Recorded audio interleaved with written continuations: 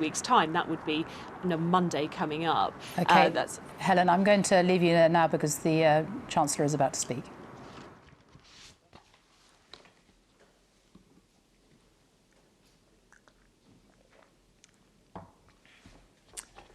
Good afternoon. I'm joined today by Steve Powis, Medical Director of the NHS, and Angela McLean, Deputy Chief Government Scientific Advisor. Let me start by reminding everyone about our step-by-step action plan to defeat coronavirus. At every step of this process, we have followed the latest scientific and medical advice. Our goal is to slow the spread of the virus and protect the ability of the NHS to cope. We've taken unprecedented action to increase NHS capacity with more beds, more staff and more equipment on the front line. And we've told people to stay at home so that we can protect lives and protect the NHS. Today's daily figures show that 232,708 people in the UK have now been tested for coronavirus. 60,734 people have tested positive, an increase of 5,492 cases since yesterday. 19,438 people have been admitted to hospital, and sadly, of those in hospital, 7,097 have now died, an increase of 938 fatalities since yesterday. Our thoughts are with the family and friends of those who have passed away. People, I'm sure, will also want an update on the Prime Minister's health. He is receiving excellent care from the NHS team at St Thomas's. The latest from the hospital is that the Prime Minister remains in intensive care, where his condition is improving. I can also tell you that he has been sitting up in bed and engaging positively with the clinical team. The Prime Minister is not only my colleague and my boss, but also my friend, and my thoughts are with him and his family. The news about the PM reminds us how indiscriminate this disease is. Nearly everyone will know someone who's been affected. Friends, family, neighbours, colleagues. This is a terrible virus that respects no boundaries of status or geography or vocation. But we are not facing it alone. We are all taking part in a collective national effort to protect the vulnerable and each other, to secure our public services, and to save lives. This endeavour is underpinned by an important, simple idea, that we depend on each other. When you need it, when you fall on hard times, we will all, as one society, be there for you. To take care of you until you are once again ready to take care of yourself and others. This idea has been central to all of our efforts to support people and businesses during this crisis. We promise to do whatever it takes, and I am striving every day to keep that promise. But when I say we all depend on each other, I don't just mean the relationship between individuals, businesses, and the state. One of our greatest strengths as a country is our civil society. The local charities who provide so much compassion, care, and community to the most vulnerable in our country. You have not been forgotten. British people, businesses, and foundations are already doing their part to support our charity sector. And today, we in government will do our part as we build on our plan for the economy with a plan to support our social fabric. There are nearly 170,000 charities in this country, and the truth is we will not be able to match every pound of funding that they would have received this year. Charities can already use many of our existing schemes to support people and to protect their staff. All charities are eligible for the Job Retention Scheme, and in line with medical advice, and just like any other employer, the right answer for many charities will be to furlough their employees. But some charities are on the front line of fighting the coronavirus, and others provide critical services and support to vulnerable people and communities. For them, shutting up shop at this moment would be to contravene their very purpose, their entire reason to exist. Those charities have never been more needed than they are now, and they've never faced such a sudden fall in their funding. So today I'm announcing £750 million of funding for the charity sector. £370 million of that funding will support small, local charities working with vulnerable people. We all know who they are, those small charities in our villages, our market towns, in pockets of our cities, the unsung heroes looking after the vulnerable and holding together our social fabric. In England, this support will be provided through organisations like the National Lottery Communities Fund. And we will allocate £60 million of this funding through the Barnett formula to Scotland, Wales and Northern Ireland. The UK government will also provide £360 million directly to charities providing essential services and supporting vulnerable people as we battle the coronavirus. Up to £200 million of those grants will support hospices, with the rest going to organisations like St John's Ambulance and the Citizens Advice Bureau, as well as charities supporting vulnerable children, victims of domestic abuse or disabled people. And last night, the BBC announced their Big Night In charity appeal on April the 23rd. And today I can confirm that the government will match pound for pound whatever the public decides to donate, starting with at least £20 million to the National Emergencies Trust appeal. 2 short weeks ago, I spoke of the need for kindness, decency, and the sort of neighbourliness that is at the heart of these charitable and community efforts. The normally invisible connections between us have, in recent weeks, become more apparent. For most of us, we spend our lives oblivious to these connections, these bonds, and how our behaviours, however small, can have a dramatic effect on others. But these bonds are not invisible for our local charities. For the volunteer keeping victims of domestic violence safe. For the outreach worker helping a rough sleeper find a bed. Or for the support worker manning the phones to help stave off the heart-wrenching loneliness so many of our elderly relatives and friends will be experiencing right now. These connections might be hard to see, but they are there, and they are strengthened by our compassion for others. Charities embody this like no other organisation. And their lesson is that the simplest acts have the potential to change lives. At this time, when many are hurting and tired and confined, we need the gentleness of charities in our lives. It gives us hope, it makes us stronger, and it reminds us we depend on each other. Thank you.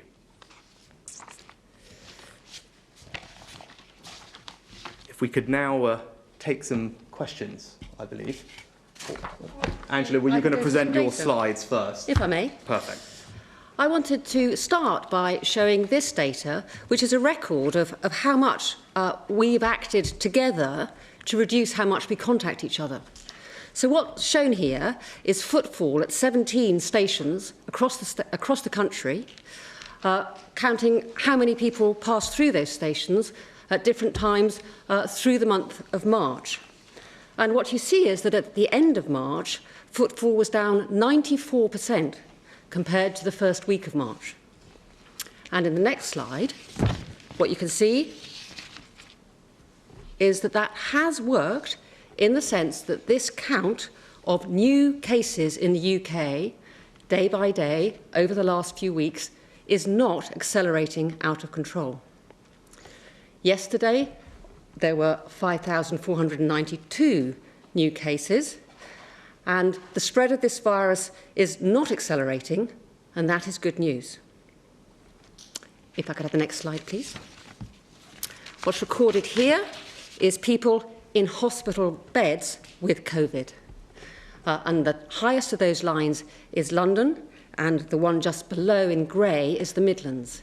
And what this is a slower responding record of new infections, because of course once people are in hospital, some of them will have to stay there for many days, some of them for some weeks. But again, what we see is that the rate at which this is rising is definitely getting slower, and it looks like we're beginning to get towards a flat curve there, which is of course what we've all wanted. Our overall aim has always been to make sure that everybody can have access to critical care if they need it. And that's what's shown on the next slide, is COVID patients in critical care. Back one, please. Can I go back one, please? No? OK. This one here. Yes, thank you. And there we can see encouraging news that perhaps, at least in some parts of the country, this really has started to flatten. Across the country, in the last 24 hours, this has increased by just 4%. And again, that is good news, because this is our most limiting resource at the moment.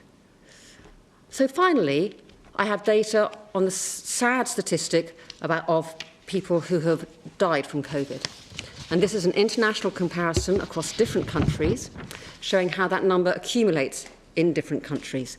And the UK is the dark blue line somewhere in the middle there. This data has long reporting lags, and even after the number of people in critical care stabilises or even maybe begins to fall, this number will rise, because sometimes deaths are reported many, many days or even a week or so after, sadly, somebody has died. So we expect this number to keep rising even after the curve has flattened.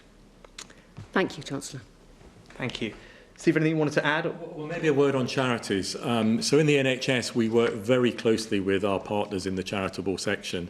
And I know it's really important that not only we all support them during this difficult time, but it's also really important to recognise the support that they are giving everybody to help them through the time where we are asking people to stay at home and take the measures that we have indicated. I have the real privilege at NHS England of leading the cardiovascular, that's heart attacks and stroke strategy, and two charities I work very closely with, the British Heart Foundation and the Stroke Association. And I know they would want me to say today, to remind everybody that the NHS has worked night and day to surge capacity to manage coronavirus, but it is also there for you if you have symptoms of a stroke, symptoms of a heart attack. Indeed, if you have any emergency condition, whether it's a sick child, whether it's a mother or a pregnant mother in pregnancy who's worried about the movements of the baby, you should be seeking emergency services, just as you always have done. They are there for you, and although we are focusing on coronavirus, it's important that we also continue to focus on other emergency conditions. Thank you, Steve. If we take some questions, I think first up is Laura Koonsberg from BBC. Thank you, Chancellor. You keep saying whatever it takes to help people through this time and with support from the economy. But do you accept, Chancellor, that under the lockdown there is a trade-off between protecting people's health and protecting people's jobs? Thanks, Laura. Well, I think we've been clear. Our priority is to protect people's lives, their health and well-being. That is our absolute overriding priority. But alongside that, in a coordinated, I think, coherent and consistent fashion, we have also put in place unprecedented and significant measures to protect people's jobs, their incomes, their livelihoods, and indeed the businesses that employ them. I think that's the right approach. And what it does is means that we can mitigate as much of the economic impact as possible and ensure that as soon as we can get through this, that we can bounce back as quickly as possible. Was there anything you wanted to follow up on for either of anyone else? I mean, do you accept, though, that some people are falling through the cracks? I mean, the Treasury Select Committee this afternoon has said that you need to take urgent action for some people who aren't covered by your very extensive scheme. Do you think the public should be prepared for a serious downturn, maybe even a recession? I think I've been very clear and very honest that this will have a significant impact on our economy. That's not uncommon with every other major country that's grappling with this. I think we will all see a significant impact on our economy. And I've also been very honest that in spite of what are unprecedented measures in scale and scope, I can't stand here and say that I can save every single job, protect every single business, or indeed every single charity, the focus of today's announcements. That's just simply not possible. But what we can do is put in place what I think is an enormous amount of support in a targeted fashion as best as possible to help as many people as possible get through this so that, as I said, we can emerge on the other side of it stronger, united, and hopefully able to bounce back as quickly as possible. Perfect. I think if we turn next to, is it Tom Clark from ITV? Tom, are you there? Hello, yes I am. Thank you, Chancellor. My question relates to testing. Yesterday's briefing, the Chief Medical Officer made the honest admission that Germany's lower death toll in their pandemic is due to their ability to test more people more quickly. Given their death toll is 3 times high, more than 3 times lower than ours, is it now time for the government to come out and admit that thousands of people have died and thousands more people will die in this country as a result of our failure to test more people more rapidly? To be honest, I don't think that's what the Chief Medical Officer did say. I think he said that testing was one of many factors, and I think the Chief Scientific Advisor spoke about this too, was one of a range of things in Germany, and I think it's difficult at this stage to say what range of factors has contributed to what.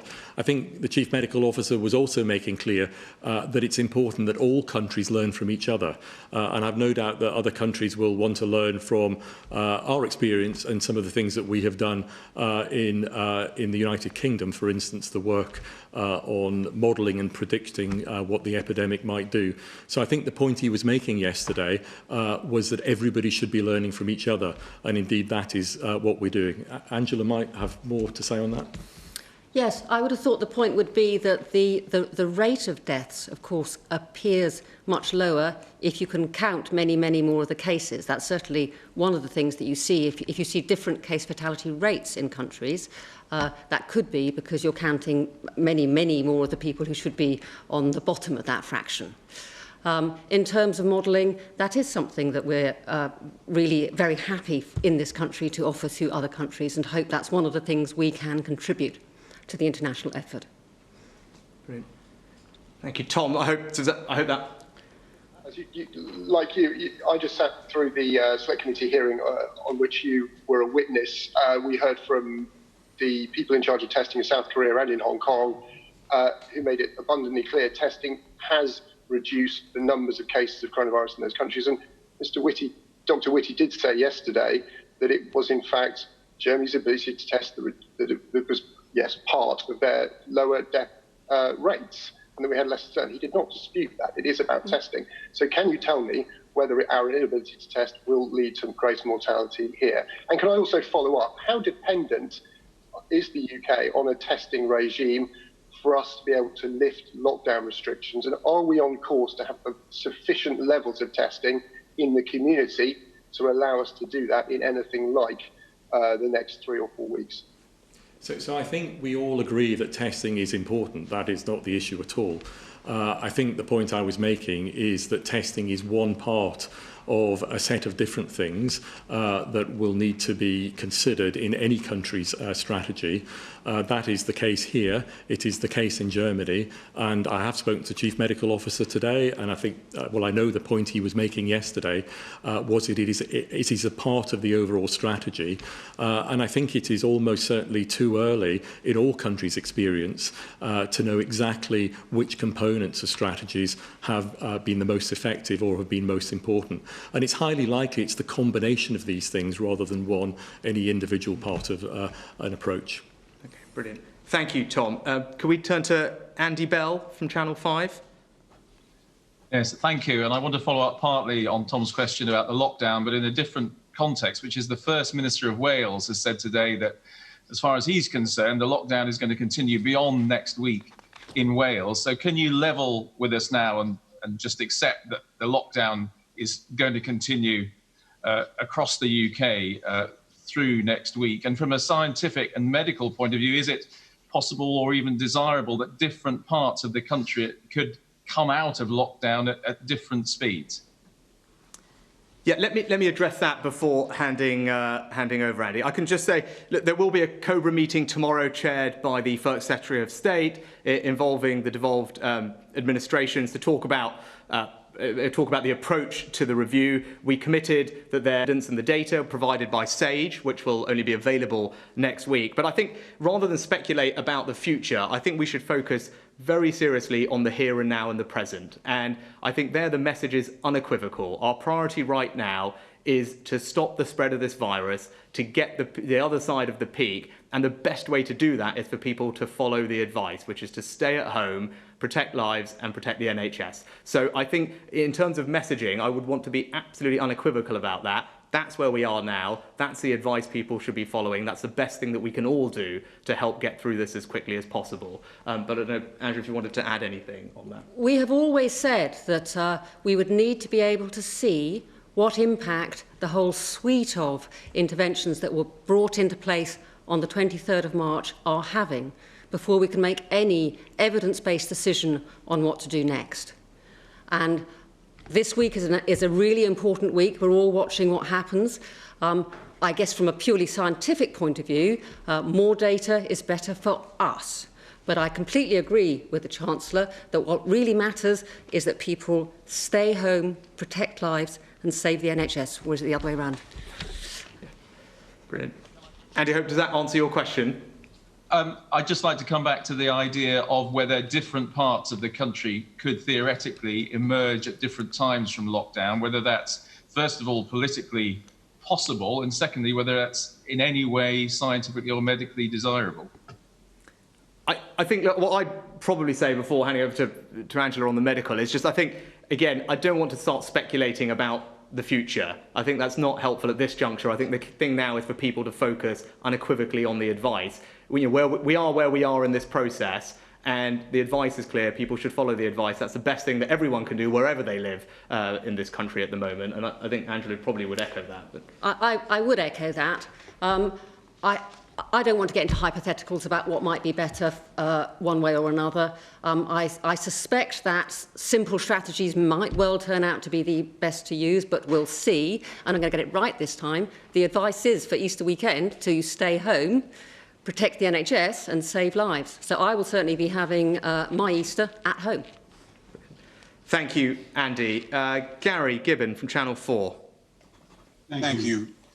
Chancellor, can I ask you, we've had unemployment figures from one European country so far post-COVID crisis, Norway, unemployment well over 10%. From the data you look at in the Treasury, can you hand on heart say we're not going to see something like that here?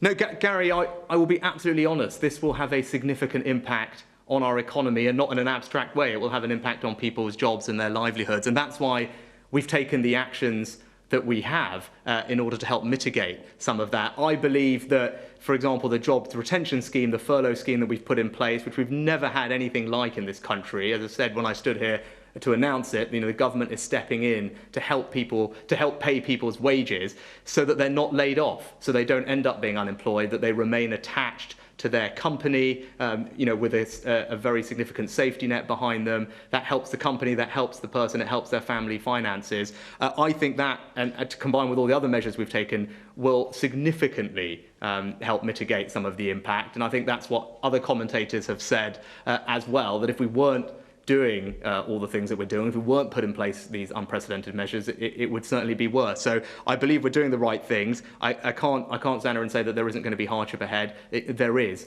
which is why going through this together as one society, united, understanding that everyone's got a role to play, whether that's government, business, charities, your next door neighbour. I think that's the best approach to this, but I'm confident we will get through it.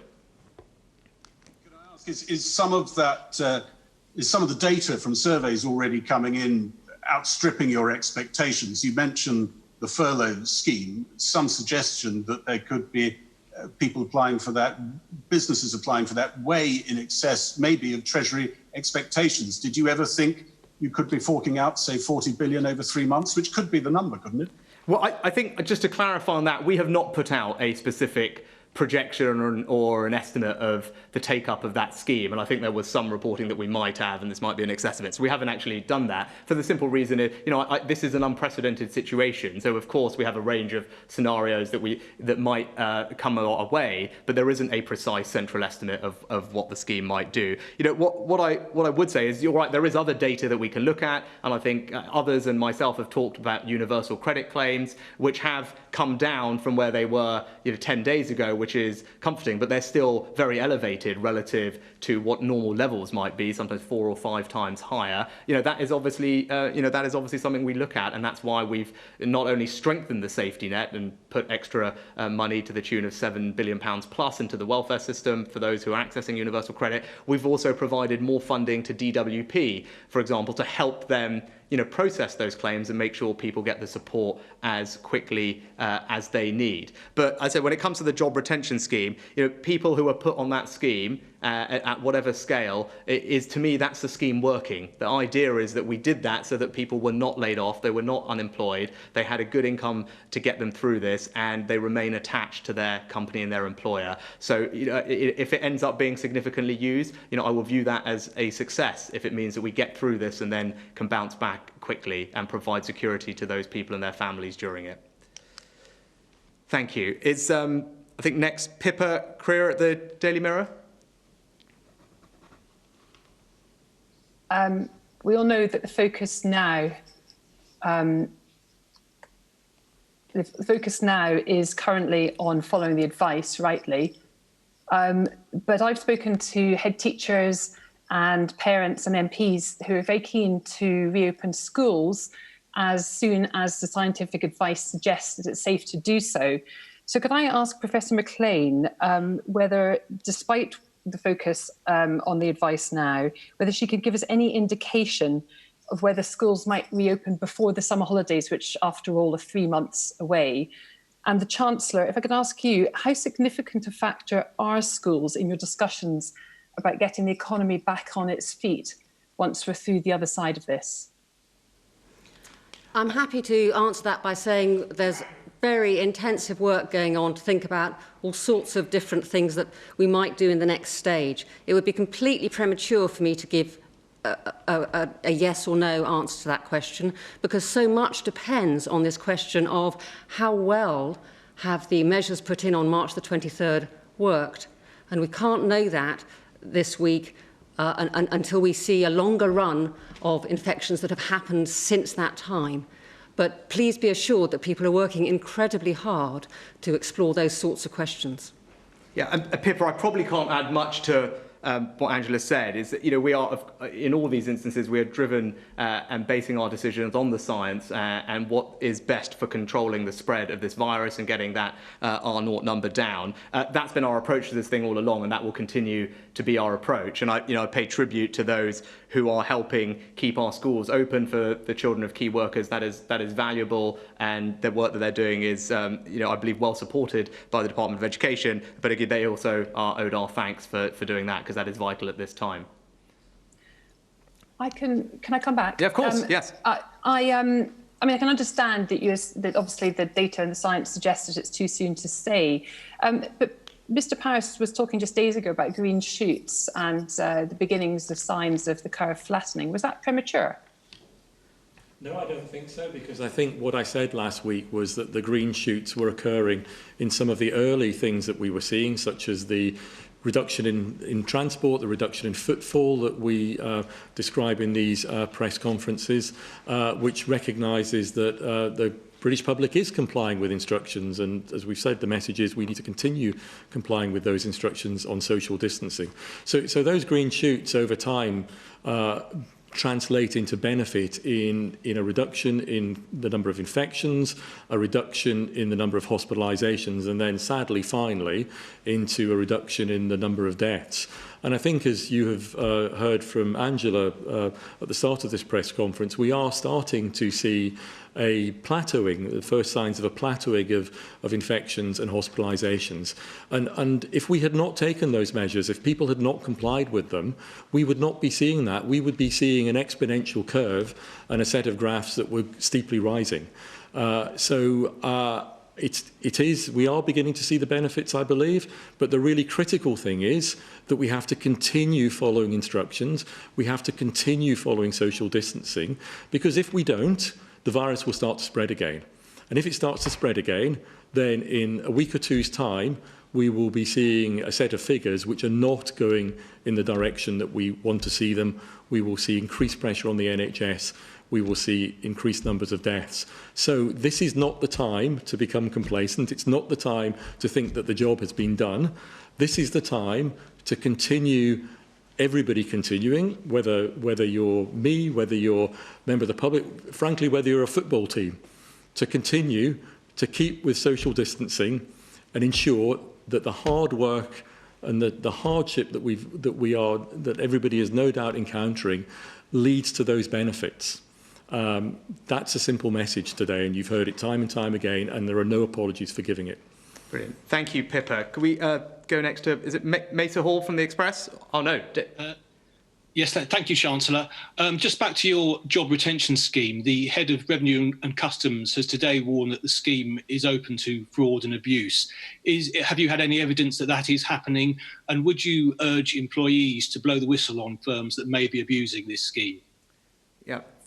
Thanks. Look, what I would say is we're obviously designing schemes at pace, which haven't been done before. And part of the reason that we've made some of the decisions that we've made in the design of whether it's the job retention scheme or the self-employed are deliberately to counter fraud. Because obviously we want to make them as simple as possible and as accessible to as many people as possible whilst protecting the taxpayer, because ultimately this is all of our money that will need to be paid back at some point. So we want to make sure it's targeted on people who really need it. And that has actually influenced some of the design choices we've made. That means some people might fall between the cracks. It means that there are people who are saying, well, can you not do it this way? Can you include us? And the reason we've not been able to do that is to protect against exactly that. Exactly the risk of fraud or spurious claims that we won't be able to verify, or only verify with a very cumbersome manual process which would delay the scheme's implementation, which I think is not the right thing. So, I'm confident that the decisions we've made will minimise the risk of fraud. Obviously, the team are hard at work at the moment getting these schemes up and running, and we will have as robust verification and auditing processes as possible to ensure that there isn't fraud and that we can go and tackle it. But that's why we've made some of the choices we've made, and hopefully that people will understand that, and they hopefully have been reasonable about that when I've explained, well, this is why you had to be employed, for example, on this particular day, because if you weren't, then obviously there is the risk that you could create a brand new employment for someone who we've never heard of before and suddenly start getting money from the taxpayer for not a genuine case. So that's, for example, one of the reasons we picked a cut-off date of February the 28th for that particular scheme. A big part of that was preventing fraud. So, hopefully that's clear, and Jim and HMRC and his team are doing a fantastic job getting these things up and running. I think he talked a little bit about timing, and we're on track to deliver against the timelines that I outlined earlier, which is pleasing because this is a huge challenge for them, and they're doing a great job. I hope does that answer what you wanted? Thank you. Perfect. Thank you. James Tatsfield, Mail Online. Thank you, Chancellor. Churchill had a personal doctor and President Trump has a medical team, but the Prime Minister was left with persistent symptoms for over a week and was only admitted to hospital after a video call with a GP. There doesn't seem to have been a great deal of social distancing going on in Downing Street. Haven't we failed to protect our key decision makers? And what needs to change for the future? Should we be more of a US-style system with more protection? Well, I think I'll defer to Steve in a second, but I would say that I think the Prime Minister has received excellent care and advice at every step of the process. At the end of the day, no matter we're all trying our absolute best. That none of us are superhuman and impervious to getting sick during this process, and that's what makes this whole thing so awful for all of us. But as I've observed and seen, the advice, the care has been excellent, not just beforehand, but especially now at St Thomas's. I don't know, Steve, is there anything you want to add? I'm absolutely confident the Prime Minister has and is receiving excellent medical care. I'm not his physician. He will have been advised by his own doctors, but I do know colleagues at St Thomas's Hospital. In fact, a couple of weeks ago, I took the opportunity to visit St Thomas's Hospital, visit some of the critical care consultants, and I can't tell you how impressed I was and this is going back a few weeks, at the preparations that they were making, the details that they were thinking through in terms of how they would deal with an increase in patients with coronavirus. They are amongst the best critical care clinicians in the world. St Thomas's, even when I was a junior doctor many years ago, was world renowned for its critical care capacity. So I'm absolutely confident that my colleagues, all the clinical staff, doctors, nurses, and everybody else at St Thomas's is providing exceptional world-class care. Brilliant. Thank you, Steve. Does that answer your question? I was just going to say, the point on the Downing Street social distancing, in hindsight, do you think that that could have been more rigorously observed earlier? Well, I think, look, everyone is doing their best to follow the guidelines. I mean, whether it's, Cabinet, we've conducted, I think for the first ever time, meetings, via alternative means, and people are appropriately following all the guidance. That doesn't mean that we can completely eliminate the spread of infection in this process. But I think the good news is, as I said, there's good update on the Prime Minister's condition. Those that have been away are many of them now returning to work. But I think whether people are away or socially distancing or physically in the same place, the business of government throughout all of this has gone on, and it has gone on at pace. And the team, whether it's politicians, cabinet ministers, civil servants, doctors and medical advisors, are working night and day to make sure that we do what we need to get the country through this and support the British people at this time. I can absolutely give you that assurance. Thank you. Can we turn to Tim Ross from Bloomberg? Tim, you there? Hello, yes. Chancellor, you say the Prime Minister is improving. Do you expect to see him able to leave hospital next week sometime? What are your expectations there? Also, on Brexit, Chancellor, you have said before that you're very honest about the risks to the economy and the fact there will be a really significant impact, potentially a recession later this year. Do you really think it's a good idea to leave the European Union if the UK economy is in or just coming out of a very deep recession? And then to your two colleagues, the decision on whether to persist with the lockdown measures will be taken, we think, you're saying next week, probably sometime. What will the full range of data that you're analysing be in order to take that decision? And are we at the beginning of a peak now? How far off is your best guess? If I could start, I think, you talked about, should we still leave the European Union, I think. I mean, we have left the European Union. That has happened. What we're doing now is just negotiating the final terms of our trading arrangements. That work is carrying on. And David Frost, the Prime Minister's chief Sherpa in this regard, held talks earlier this week with the deputy counterpart over at the EU. They've exchanged legal text. They've set out some clarifications that they both wanted from each other. And indeed, I think David is talking to his direct counterpart either later this week or next week to plan the next steps for the meetings and continue negotiations over April and May. So I think we remain committed to the timeline of concluding those talks and negotiations. That work is happening, albeit over video conference rather than in person. I think that's a pretty clear statement of where we are on that. I think Angela, do you want to take the question on the... Yes, very, very happy to take that question. So one of the great strengths of the kinds of mathematical modelling that SAGE is drawing on in order to give its advice is that it lets you pull together information from all sorts of different data streams. So my colleagues who are generating that advice will be using hard data on things like numbers of people arriving at hospital, numbers of people having to be admitted to critical care in hospital, but also things like that data on how many people are there in stations, survey data, asking people, well, precisely what behaviours have you toned down in the last few weeks? I could actually bore you by telling you how many different data streams are under consideration, but that is the strength of that approach, is it lets you take a lot of different kinds of information and do the best job you can of synthesising them together in order to understand the situation we have been in the past that has brought us to where we are now, and then do what you can to project into the future what's going to happen next. But I'm not going to do that right now because that's something that we do in a rather formal process. The modellers come to SAGE, and then SAGE puts that together, and we send it over to our politicians in order to make decisions. Steve, anything you wanted to add finally? As you know, SAGE has been publishing its material, so that is available. And I think also to add that many of the academic groups that contribute to SAGE publish their own research and modelling independently. And so that is there for all to see in terms of those key academic groups. Brilliant, thank you. Well, if I could possibly wrap up, thank you, Tim, for that. And just say thank you to Angela, thank you to Steve for answering all the questions.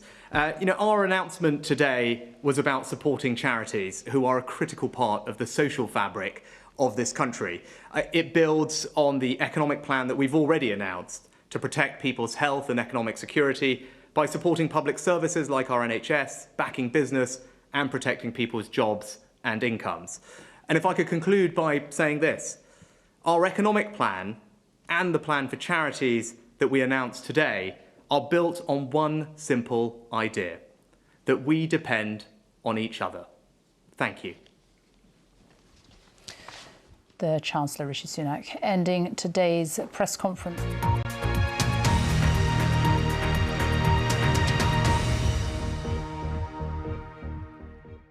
See the headlines as they happen and watch BBC News live in the app and get the full story with bbc.co.uk/news. Follow the story for all the latest with BBC News.